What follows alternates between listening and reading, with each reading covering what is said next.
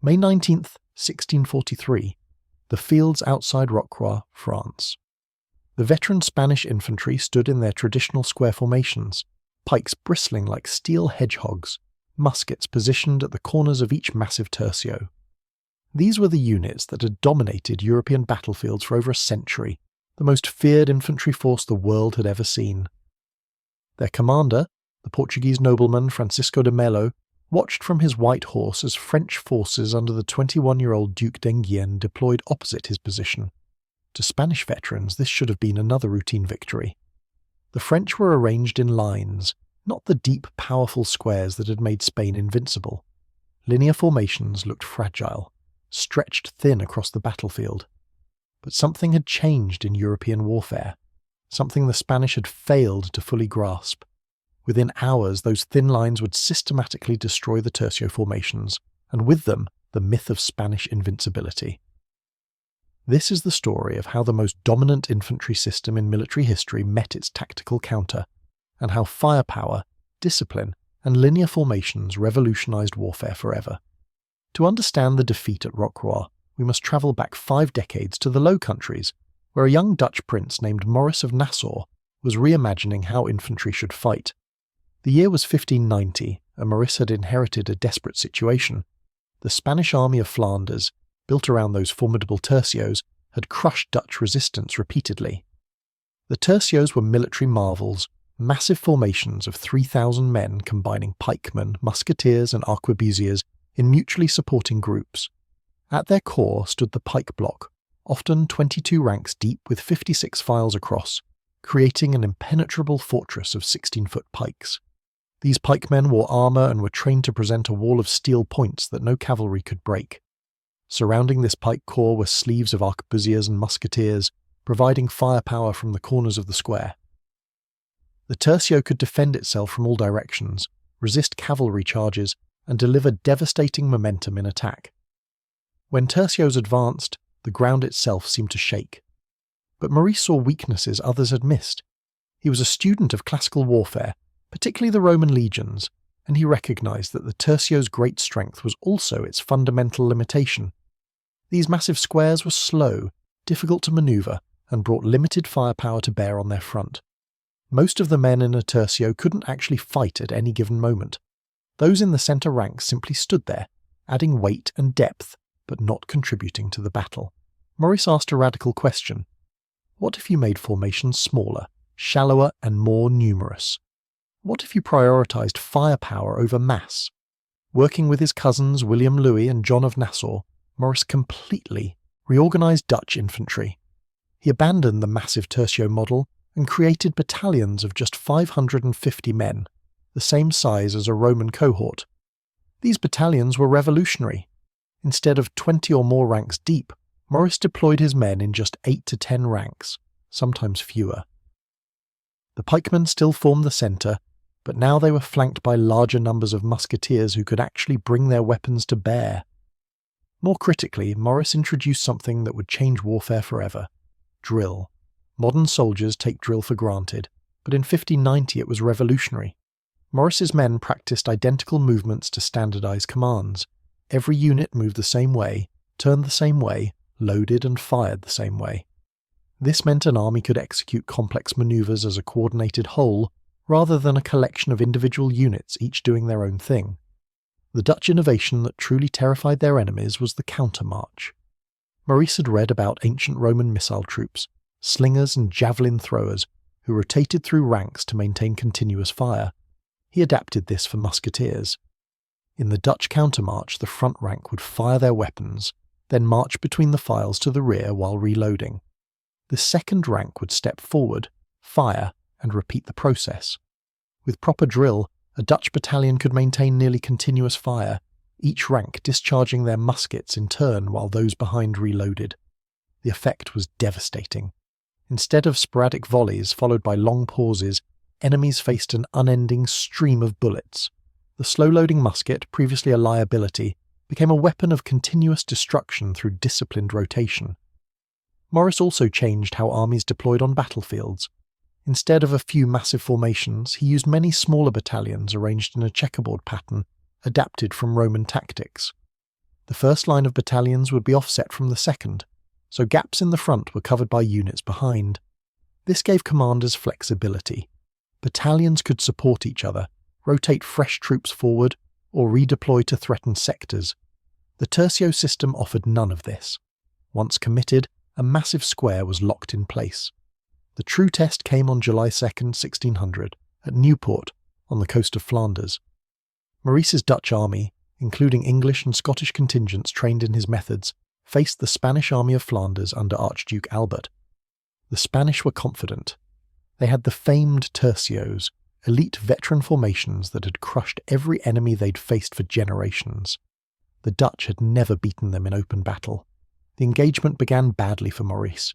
His army was nearly trapped on the beach with limited room to maneuver. Spanish forces held the high ground in the dunes. When the tercios advanced, they pushed back the Dutch right wing, forcing Maurice to commit his reserves just to stabilise the line.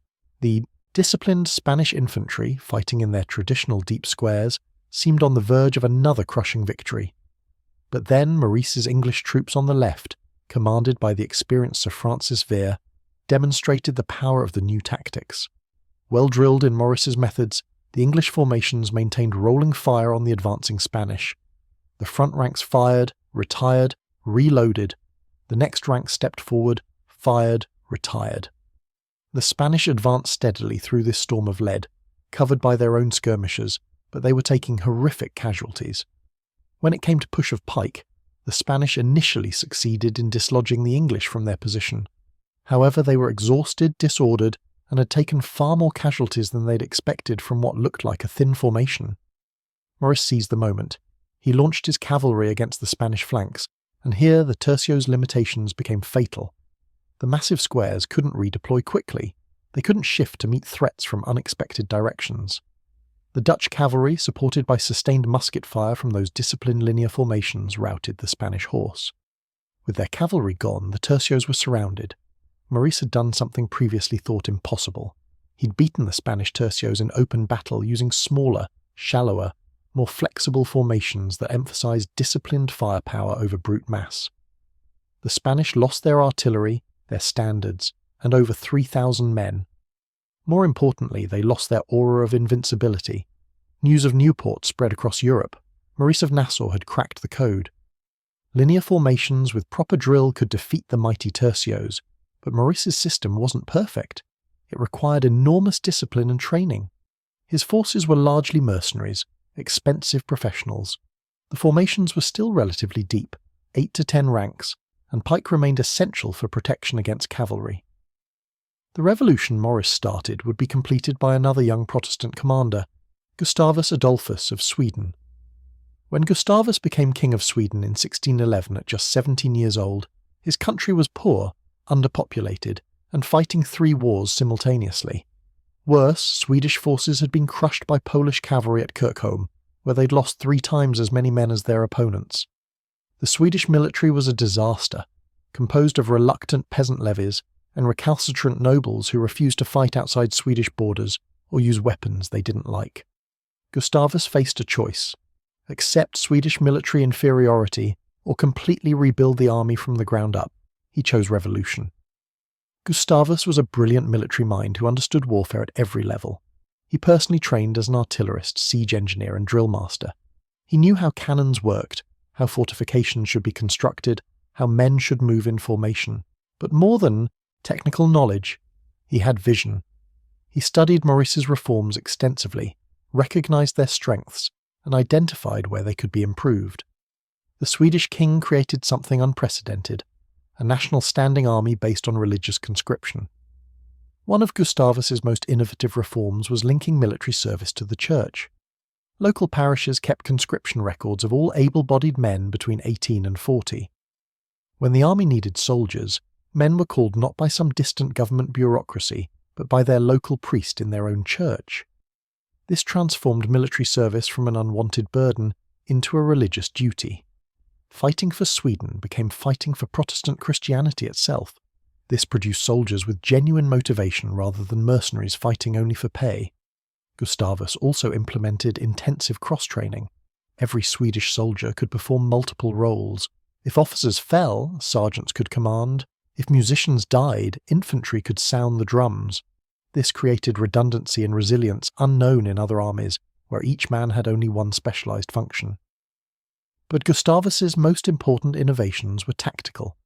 He took Maurice's linear formations and made them even more effective. Where Maurice used 8 to 10 ranks, Gustavus deployed his men in just 6 ranks. This created a broader frontage, bringing more muskets to bear simultaneously. Swedish battalions contained roughly 1,200 men, slightly larger than Dutch units, but they were still dramatically smaller and more flexible than Spanish tercios. The Swedish proportion of musketeers to pikemen was revolutionary. While tercios maintained roughly equal numbers, Gustavus increased musketeers to about 2/3 of his infantry. This vastly increased firepower. Gustavus refined the countermarch into an even more devastating system. Swedish musketeers were drilled to fire by ranks in continuous rotation, but Gustavus added a crucial innovation. When the enemy drew near, he would order his formations to double the files, with rear ranks moving up to fill gaps between front ranks. This transformed a 6-rank formation into 3 ranks. The front rank would kneel, the second rank would crouch, and the third rank would stand.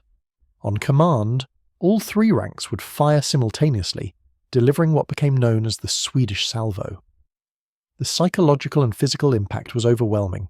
Where the countermarch provided continuous fire, the salvo delivered a single massive hammer blow that could shatter formations instantly. Gustavus also revolutionized artillery. Traditional cannons were enormous, immobile fortress weapons that were positioned before battle and stayed there. Gustavus created light mobile field artillery. His regimental guns, made of leather-wrapped bronze or lightweight copper, could be pulled by just a few men or a single horse. These guns moved with the infantry, providing close support throughout the battle. For the first time, artillery became a tactical weapon, not just a strategic one. When Swedish formations advanced, they did so with immediate artillery support that could shift position as needed. Most dramatically, Gustavus transformed cavalry tactics.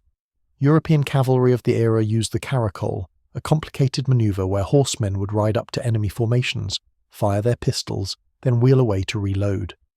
It was slow, ineffective, and primarily defensive. Gustavus ordered his cavalry to abandon this nonsense. Swedish horsemen would charge straight into the enemy with swords drawn, using pistols only for the initial volley. This restored shock action to cavalry warfare and made Swedish horse among the most feared in Europe. The culmination of Gustavus's reforms came on September 17, 1631, at Breitenfeld near Leipzig. His Swedish army, allied with Saxon forces, faced the Imperial Catholic army under the aging Count Tilly. Tilly was a veteran commander who had been winning battles since 1620 using traditional tercio tactics. His army was arrayed in the classic style, massive infantry squares supported by cavalry using caracole tactics. Deep, powerful, immobile. Against him, Gustavus deployed his reformed Swedish army in shallow, flexible lines, with mobile artillery integrated throughout. The battle began disastrously for the Protestant cause. The Saxon contingent on the Allied left wing, still fighting in older, deeper formations, was routed almost immediately by Imperial cavalry. Tilly's forces wheeled to attack the exposed Swedish flank, confident of victory. But here, Gustavus demonstrated why his reforms mattered. His flexible formations rapidly redeployed to face the new threat. Where the rigid tercios would have been caught in flank and destroyed, the Swedish battalions simply shifted 90 degrees in 15 minutes, presenting an unbroken line to Tilly's assault. What followed was a masterclass in linear tactics defeating massed formations. Tilly's deep tercios advanced against the Swedish lines, expecting to overwhelm them through momentum and depth. Instead, they met sustained, disciplined fire unlike anything they'd experienced. The Swedish formations, 6 ranks deep, maintained continuous volleys through the countermarch while their integrated artillery pounded the advancing squares at close range. When the Imperials drew close enough for pike combat, Gustavus ordered his formations to deliver the Swedish salvo. Thousands of muskets fired simultaneously into the densely packed tercio formations. The effect was catastrophic. Men didn't just fall, entire sections of the tercios simply ceased to exist. The deep formations that gave the tercios their strength became their death trap. Bullets that missed the front ranks hit men behind. A single well-aimed volley could kill multiple soldiers standing in file. Gustavus then demonstrated perfect combined arms warfare. While his infantry hammered the imperial tercios, he led his cavalry and aggressive sword charges from the flanks. The Swedish horse, trained to shock action rather than caracole, smashed through weakened imperial cavalry and captured Tilly's artillery. Gustavus then turned these captured guns on their former owners, adding to the storm of fire, destroying the tercio formations. Tilly's army disintegrated. 8,000 Imperials lay dead, 9,000 deserted or were captured. The Swedes lost fewer than 3,000 men. More significantly, all of the Imperial artillery and 20 regimental standards were taken. It was a complete crushing victory of linear tactics over the tercio system. Breitenfeld proved that Maurice's innovations, perfected by Gustavus, could defeat the tercios not through luck or terrain advantages but through superior tactical system. The shallow lines, the disciplined fire, the mobile artillery, the shock cavalry, all working together in combined arms warfare, created an infantry force that was simply more effective than the massive squares that had dominated European battlefields for a century. Gustavus died at Lutzen in 1632, killed while leading his cavalry in the thick of battle, but his legacy lived on. The Swedish system became the model for European armies. France, observing from the sidelines, took careful note. By the 1640s, French forces had adopted linear tactics themselves, creating formations even shallower than the Swedes. French infantry deployed in just 3 ranks, maximising their frontage and firepower. The emphasis shifted entirely from depth and mass to width and fire discipline. Which brings us back to May 19, 1643, and the fields outside Rocroi. Francisco de Melo's Spanish army represented the Old World. His tercios were still organised in the traditional massive squares, though they'd gradually adopted some reforms, increasing their proportion of musketeers and slightly reducing depth. But fundamentally, they fought as tercios had fought for over a century. Dense, powerful, designed to resist enemy fire through sheer mass and then overwhelm through momentum. Opposite them, the 21-year-old Duke d'Enghien deployed a modern reformed French army. His infantry was arranged in lines, not squares. 3 ranks deep, not 20. Flexible battalions, not massive formations. Disciplined volley fire had replaced sporadic shooting. The Spanish were confident. They'd fought and beaten French forces repeatedly. Melo's tercios represented the elite of Spanish infantry, veterans with decades of experience. They held the centre of his battle line, the place of honour and greatest responsibility. But Melo made a crucial error. He was missing 3,000 men under Jean de Bec who hadn't arrived in time. His army was incomplete, and worse, he deployed as if he were displaying strength rather than preparing to fight. The tercios were positioned to look impressive, not to manoeuvre effectively. d'Enghien recognised the opportunity and attacked immediately, before Bec's reinforcements could arrive. The battle began at dawn with a French cavalry charge. The French left wing was initially routed, and Spanish cavalry wheeled to attack the French infantry centre. For a moment it looked like a traditional Spanish victory. But d'Enghien, demonstrating tactical brilliance, didn't reinforce failure. Instead, he exploited success. His right-wing cavalry had shattered the Spanish left. Rather than pursuing the fleeing enemy, he kept them under control and led them in a devastating cavalry charge that encircled the Spanish position. The French cavalry smashed into the rear of the Spanish tercios, while French infantry maintained disciplined fire from the front. The tactical situation the Spanish tercios had been designed to prevent, being caught between cavalry and infantry, had occurred anyway because the rigid formations couldn't redeploy fast enough to meet threats from multiple directions. The Spanish, German and Walloon mercenary infantry, seeing the disaster unfolding, broke and fled. But the veteran Spanish tercios in the centre held formation. These men were professionals, the best infantry in Europe. They'd faced worse situations before. They formed their traditional square formations and prepared to fight to the death. d'Enghien ordered his infantry forward. The French formations advanced in their shallow 3-rank lines, maintaining disciplined fire. The Spanish tercios responded with their own musketry, but here the mathematics of a linear warfare became stark. A French battalion in 3 ranks could bring all of its muskets to bear on the enemy. A Spanish tercio, still deploying in deeper formations, had most of its men unable to fire. The front ranks shot, but the men behind them simply stood there, waiting for their turn to advance into the killing zone. The French had more muskets actually firing at any given moment despite smaller total numbers. The tercios tried to advance through the storm of fire, relying on their traditional pike rush to break the enemy. But they were moving against continuous, disciplined volleys from multiple directions. Men fell in ranks. The formations began to waver. Still, they held. Dengian ordered a second assault. Again, the tercios held. Their discipline and courage remarkable even in catastrophe. Francis Vere, the same English commander who'd fought at Nieuwpoort 43 years earlier, wrote that the Spanish infantry fought with a courage that deserved a better cause. Dengian massed his artillery. The captured Spanish guns were turned on their former owners. From point-blank range, French cannon poured shot into the tercio squares.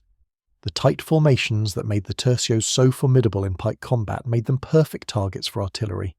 Each cannonball crashed through multiple ranks. The Spanish stood and died in formation, but they were being systematically annihilated. After hours of this punishment, with their ammunition exhausted and their formations in tatters, the German and Walloon troops surrendered. But some Spanish soldiers, not informed of the surrender, fired on French officers approaching under flag of truce. Dengian, enraged, ordered a final assault with no quarter given. The remaining tercios were destroyed. Of the 5 Spanish tercio formations on the field, 3 were completely annihilated. Every man killed or captured. The other 2 were allowed to retreat with their weapons out of respect for their courage, but they were shattered units, their combat effectiveness destroyed. The Spanish lost over 7,000 men killed and captured at Rocroi. More importantly, they lost their reputation. The myth of tercio invincibility died in those fields. The battle that Spanish veterans had expected to win through traditional methods had instead become a demonstration of why the tercio system was obsolete. The reasons for Spanish defeat at Rocroi illuminate why linear tactics had become superior to the tercio system. First, firepower concentration. Linear formations, even when smaller in total numbers, brought more muskets to bear on the enemy. A tercio might have 3,000 men, but only the front ranks could fire. A linear formation half that size could have all its musketeers engaged simultaneously. Second, flexibility. Linear formations could redeploy rapidly, shift position, refuse flanks, or advance and retreat in coordinated movement. The massive tercios were ponderous. Once committed to a position, they were locked in place. Dengian exploited this at Rocroi, using his mobile formations to attack from multiple directions while the tercios struggled to respond. Third, mutual support. Linear tactics used multiple smaller formations that could support each other. If one battalion was threatened, others could shift to assist.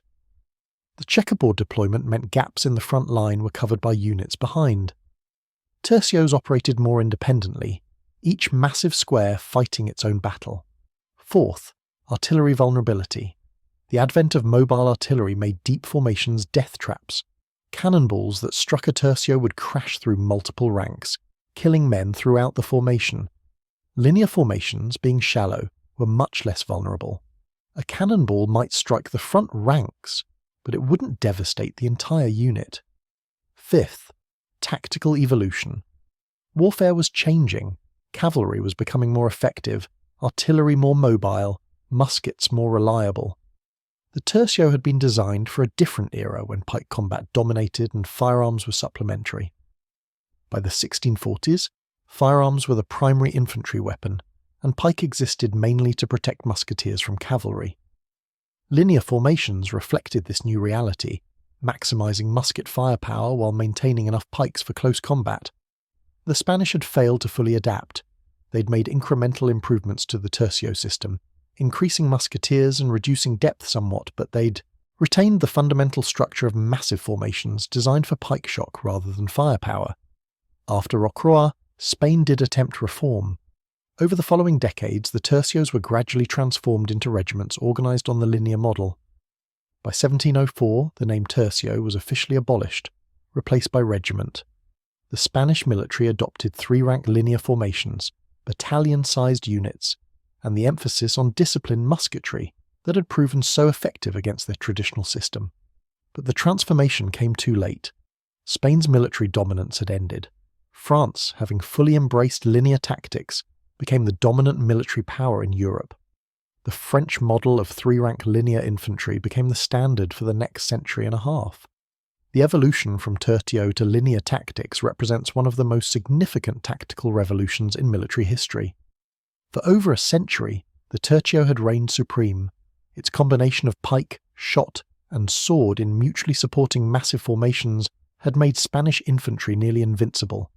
But military systems, no matter how successful, eventually meet their counter. Maurice of Nassau recognised that the tercio's strength, its mass and depth, was also its fundamental limitation. By creating smaller, shallower, more numerous formations with disciplined drill, he demonstrated that firepower properly organised could defeat mass. Gustavus Adolphus perfected the system, adding mobile artillery, aggressive cavalry, and even shallower formations that maximised musket firepower. The French refined it further, creating the classic linear infantry of the 18th century. The tercios died at Rocroi not because Spanish soldiers lacked courage. They fought with remarkable bravery, holding their formations under devastating fire until physically annihilated. They died because their tactical system had been made obsolete by military evolution. The weapons, particularly firearms and mobile artillery, had changed warfare. The methods that had made tercios invincible in 1550 were death traps in 1643. This tactical revolution had profound consequences beyond the battlefield. The shift from massive formations to linear tactics required standing professional armies. You couldn't train men to perform complex drill and countermarch in a few weeks. You needed soldiers who drilled constantly, who could execute precise movements under fire, who understood their role in a complex tactical system. This meant maintaining large permanent armies rather than raising forces when needed. It meant military professionalism, standardized training, identical equipment, and professional officer corps. These requirements drove state building. To field effective armies, governments needed to extract resources efficiently through taxation, maintain supply systems, standardize weapons production, and create professional military hierarchies. The tactical evolution from tercio to linear formation thus contributed to the development of the modern centralized state. The psychological impact was equally significant. For over a century, the Spanish tercio had been synonymous with military excellence. When Maurice beat them at Nieuwpoort, it could be dismissed as luck, terrain advantages, or Spanish overconfidence. When Gustavus crushed Tilly at Breitenfeld, it demonstrated Swedish tactical innovation. But when the French systematically destroyed the tercios at Rocroi, it proved conclusively that the Spanish system was obsolete. Military observers across Europe recognized that the era of massive infantry squares was over. Linear tactics, disciplined fire, and combined arms coordination were the future. The lessons of this tactical evolution remain relevant. Military systems, no matter how successful, must evolve with technology and changing battlefield conditions. What works in one era may become obsolete in the next. The tercios had been revolutionary in their time, combining different troop types in mutually supporting formations. But as firearms improved and became more reliable, as artillery became mobile, and as cavalry tactics evolved, the fundamental assumptions underlying the tercio system became outdated. Organizations that recognize this and adapt survive. Those that cling to past glories die. Spain's military decline in the mid-17th century wasn't due to lack of resources or soldier quality. Spanish tercios at Rocroi fought with courage and discipline that impressed even their enemies. They died because their commanders failed to fully understand that warfare had fundamentally changed. Maurice, Gustavus, and the French reformers recognized the shift and adapted their tactical systems accordingly.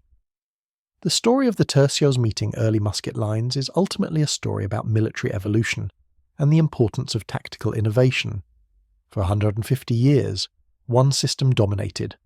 Then reformers in small, desperate nations, the Dutch fighting for survival against Spanish occupation, the Swedes trying to protect their Protestant faith, recognized that new technologies and methods could defeat the previously invincible formations. Through careful thought, extensive drill, and willingness to abandon traditional methods, they created a new tactical paradigm. Linear formations with disciplined firepower defeated massed squares through better organization, not superior courage. On May 19, 1643, when those last Spanish tercios died in the fields outside Rocroi, they took with them more than individual soldiers. They took an entire era of warfare, a century and a half of tactical dominance, and the military system that had made Spain the greatest power in Europe. In their place rose the linear infantry tactics that would dominate battlefields until the age of Napoleon. The evolution from tercio to line was complete. Firepower, properly disciplined and organised, had proven superior to mass. The future belonged not to depth and shock, but to width and fire. The thunder of musket volleys had spoken, and the age of the tercio was over. The transformation that occurred between 1590 and 1643 wasn't just about formations and firepower. It represented a fundamental shift in how European states thought about warfare itself. The tercio system had been built on certain assumptions that made perfect sense in the 16th century, but became liabilities by the 17th. Understanding why requires examining the world that created the tercios and how that world changed. When Spain created the tercio system in the 1530s under the guidance of Gonzalo Fernández de Córdoba, European warfare was transitioning from medieval to early modern. Cavalry still dominated battlefields. Knights in armour remained formidable.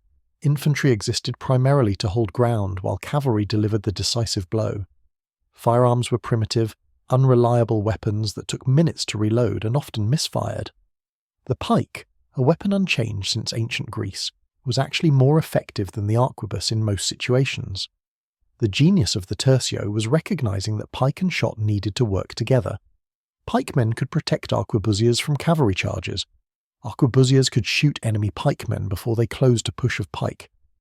By combining them in a single massive formation, the tercio created a self-contained tactical unit that could defend itself from all threats. The depth of tercio formations, often criticized by later military theorists, made perfect sense given the weapons and training of the era.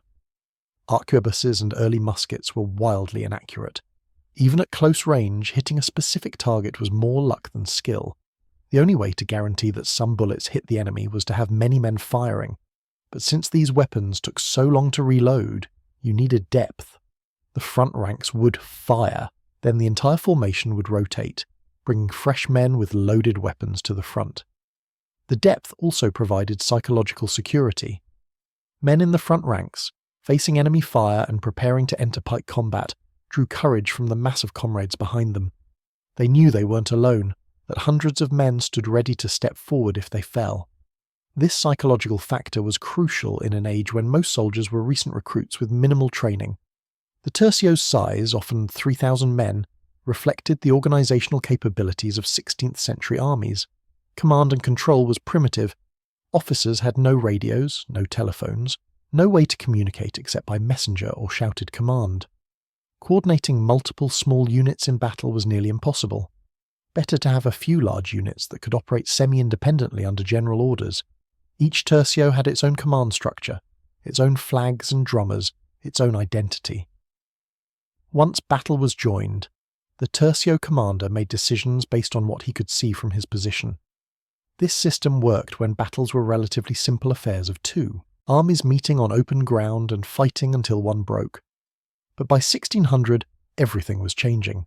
Muskets had improved dramatically. The Spanish musket, adopted in the 1560s, was heavier and more powerful than the arquebus, with an effective range of over 100 yards. More importantly, the matchlock firing mechanism had become standardized and reliable. A well-maintained musket would fire when you pulled the trigger, something that couldn't be said for early arquebuses. The rate of fire was still slow, perhaps one shot every 2 minutes for a trained soldier, but the weapon was becoming genuinely effective. Gunsmiths across Europe were refining designs, improving metalworking techniques, standardizing calibers. By 1630, a musket was a precision instrument compared to the crude tubes used in 1530. The increasing effectiveness of firearms created a mathematical problem for the tercio system. If muskets could reliably kill at 100 yards and took 2 minutes to reload, how many ranks did you actually need? The first rank fires, then marches to the rear to reload. The second rank steps forward and fires. If you have 20 ranks, it takes 40 minutes to cycle everyone through once. But battles rarely lasted 40 minutes. In practice, only the front few ranks ever fired before the formations closed to push of pike or one side broke and ran. All those men in the middle and rear ranks were just standing there, not contributing, serving only as a reserve and a psychological anchor. This was wasteful in an era when trained soldiers were expensive and hard to replace. Maurice of Nassau understood this waste. He'd studied mathematics at Leiden University, one of Europe's leading centres of learning, and he approached military problems with a mathematician's eye. He calculated that with proper drill, you could maintain continuous fire with far fewer ranks. If you had 10 ranks and trained men to execute the countermarch smoothly, you could cycle through all 10 ranks in 20 minutes. With 6 ranks, you could cycle through in 12 minutes, more than enough for most engagements. The shallower your formation, the more of your men were actually fighting at any given time. A tercio with 1,500 musketeers in 20 ranks had only 75 men firing per volley. A Dutch battalion with 360 musketeers in 8 ranks had 45 men firing per volley. The tercio had 4 times as many musketeers but only 67% more firepower in its initial volley. Worse, that tercio was a much bigger target, harder to manoeuvre, and easier for enemy artillery to hit. Maurice's insight was that military effectiveness didn't scale linearly with size. A formation twice as large wasn't twice as effective. It was less than twice as effective because so many men couldn't contribute. Better to have multiple smaller formations that could all bring their weapons to bear. This required something unprecedented: standardization. Every Dutch battalion had to be organized identically so they could operate together. Every soldier had to be trained to execute the same movements to the same commands. This was radical. Previous armies had been collections of individual units, each with its own organization, traditions, and methods. Maurice was creating a military system where every part was interchangeable, where battalions could be combined or separated as needed because they all operated on the same principles. The drill that made this possible was itself revolutionary. Before Maurice, military training consisted of learning to use your weapon and perhaps some basic formations. Men learned by watching veterans and copying what they did. Maurice codified everything. He broke down every military action into individual steps. Loading a musket became a sequence of precisely defined movements. Facing left or right became a choreographed evolution, with every soldier knowing exactly where to step. Advancing, retreating, forming square to resist cavalry, all became standardized procedures practiced endlessly until they became automatic. The drill manuals Maurice commissioned, particularly those created by Jacob de Gain, were revolutionary documents. They contained detailed illustrations showing the exact position of hands, feet, and weapon for every step of every military movement. A Dutch soldier could be trained to perform complex maneuvers that would have been impossible for soldiers of previous generations. This training took time and money. Maurice's mercenary army was expensive, which limited how large Dutch forces could be, but the quality was extraordinary.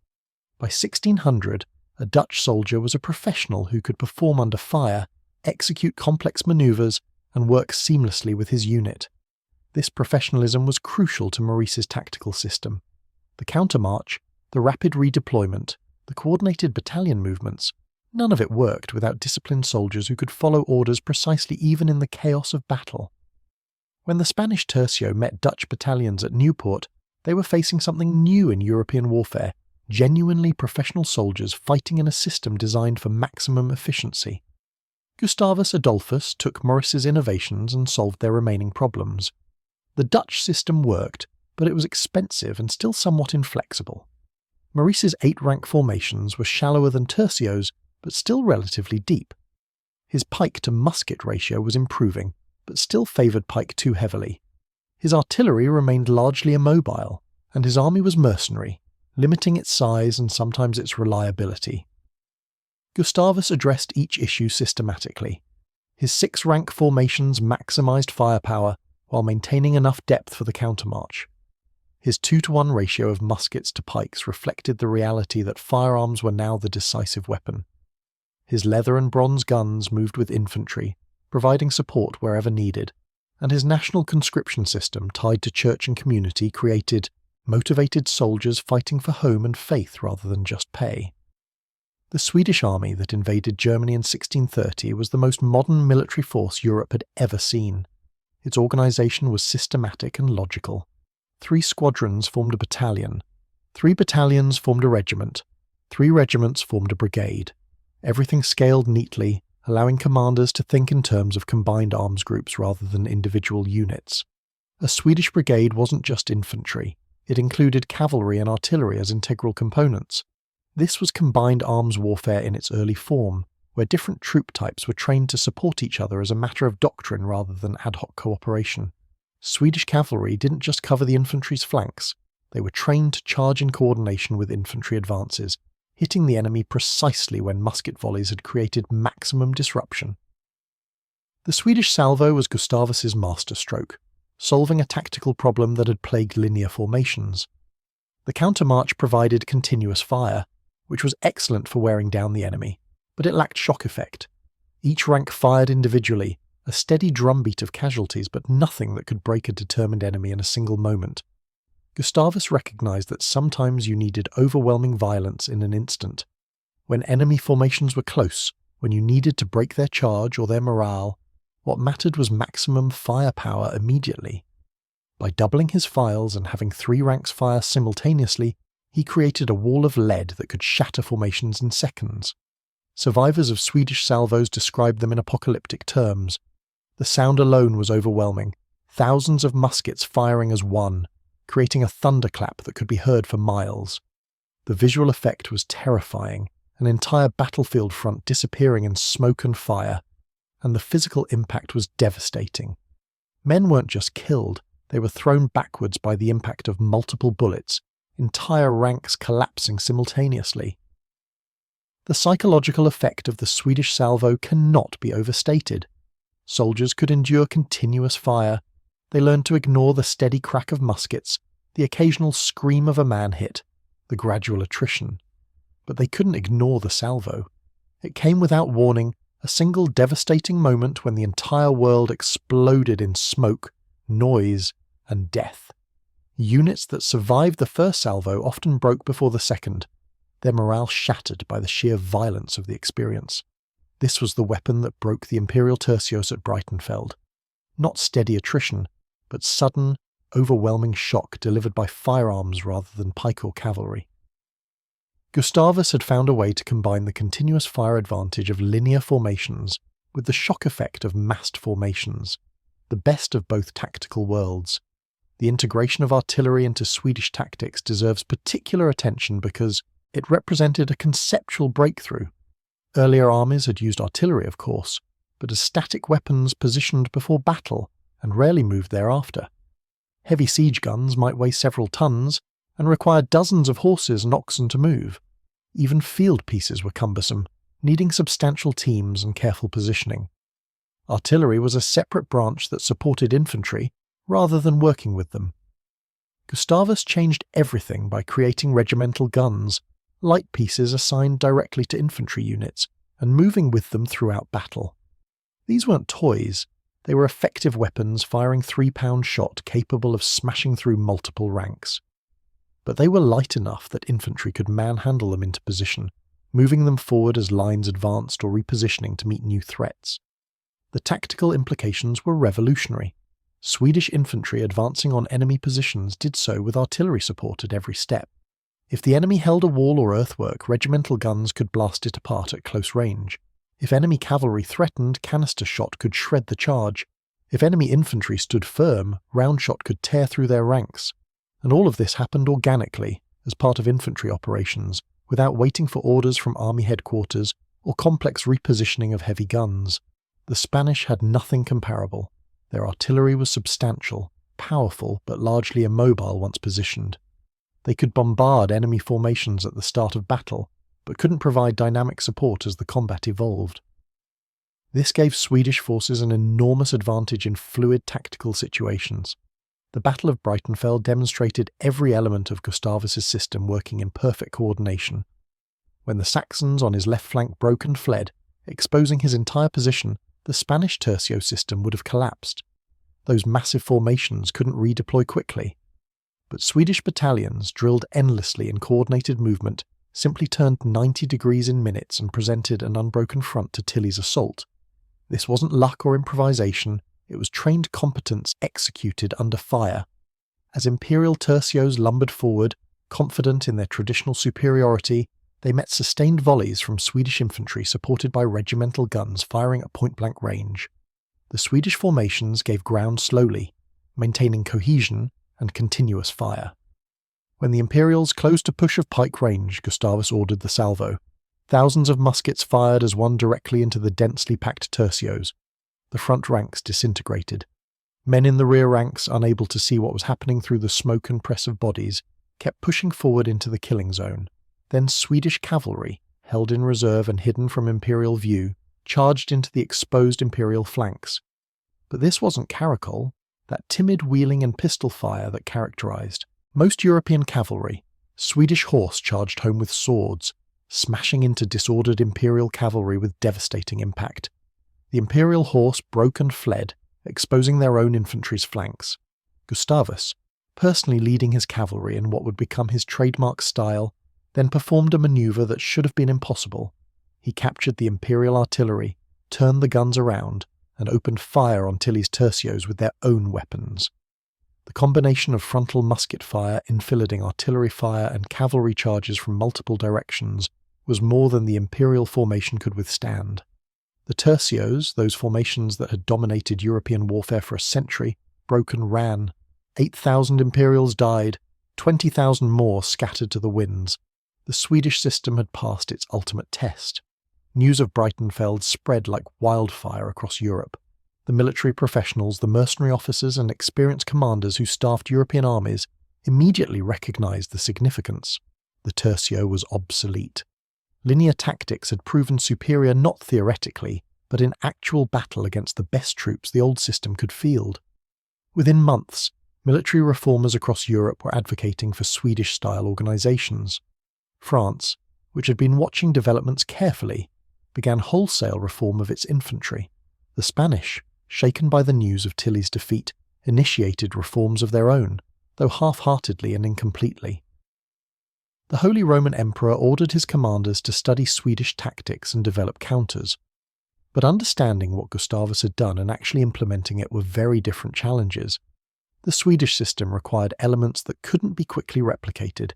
It needed disciplined soldiers trained in complex drill, officers who understood combined arms coordination, integrated artillery organic to infantry units, cavalry trained in shock tactics rather than caracole, and perhaps most importantly, a command structure that could coordinate all these elements seamlessly. Most European armies in 1631 lacked several or all of these requirements. You couldn't simply draw up new formations on paper and expect them to fight like Swedes. The training, the doctrine, the command philosophy, all had to change. This took years even for motivated reformers and decades for conservative military establishments.